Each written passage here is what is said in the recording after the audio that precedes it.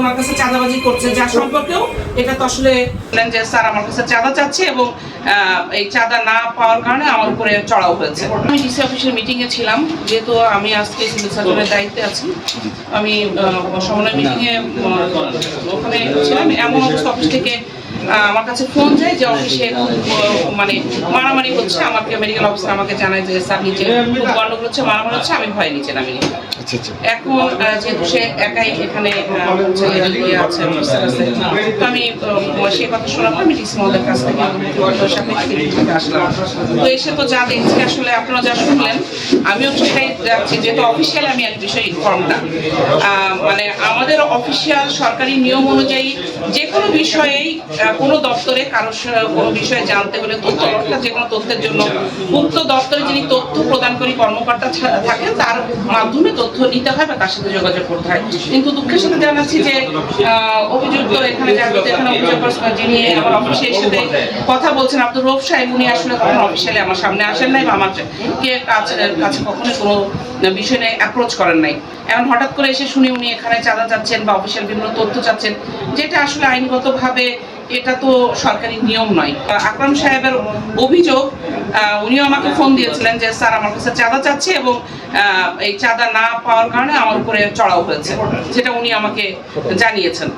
এখন বিষয়টা হচ্ছে আমি ওই মুহূর্তে উপস্থিত না থাকলেও ঘটনার যেটুকু বুঝলাম যে রউফ সাহেব নিজেও আমাকে বললেন যে হ্যাঁ আমি এসে বড়বাবুর কাছে তথ্য চেয়েছি, আমি ওনার কাছে তথ্য চেয়েছি। তো আমি শুধু এটুকুই মানে ওনার কাছে আমার বলার ছিল যে আপনি তথ্য চাইলেন, আমি নাই, আপনি শুনলেন আমি একটি মিটিংয়ে গিয়েছি, তাহলে আপনার অবশ্যই উচিত ছিল অপেক্ষা করা।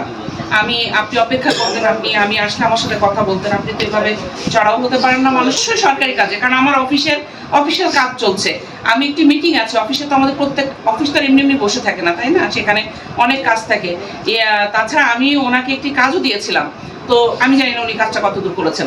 তো বিষয় হচ্ছে যে সরকারি দপ্তরে যে কোনো মানুষ যদি সরকারি কাজে বাধাগ্রস্ত করে, তাহলে সেক্ষেত্রে আমাদের কাছে আসলে আইনগতভাবে এটা প্রতিকার চাওয়া ছাড়া আমি তো আসলে কোনো অপশন দেখছি। যে স্বাস্থ্যমন্ত্রীর ডিজি স্যারের সাথে বিভিন্ন জায়গায় ওনার যোগাযোগ ছিল, সে বিষয়ে এর আগে বদলি অনেক স্যারকে বদলি এই বিষয়ে ভয় দেখাচ্ছে, বিভিন্ন বিষয়ে বদলি করে দিব। এবার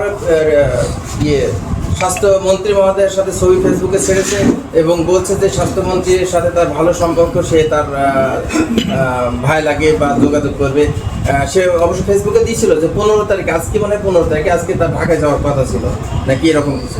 তো যাই হোক, সেই আলোকে সে ভয় দেখাচ্ছে যে আমরা বদলি করে দেবো, রাখবো না। এখানে কত বছর আছে তথ্য চাচ্ছে, আমি কতদিন আছে, আপনি আমার কাছে কি পারপাসে বা কি অধিকার বলে তথ্য চাচ্ছেন? মানে আপনার কাছে ডকুমেন্টস কি? আপনি কোনো পেপারস দেখান যে আপনি এই পেপারসে বলে আপনি আমার কাছে আমি যোগদান কবে করছি, কবে যোগদান করছি, অফিসের স্টাফকে কতদিন যোগদান করছে, যোগদানপত্র দেখান। এগুলো আপনি কিভাবে চাচ্ছেন সেগুলো দেখান। সে দেখায় না, সে বলছে আমি চাচ্ছি দিতে হবে, আমি চাচ্ছি দিতে হবে, এটাই শেষ কথা।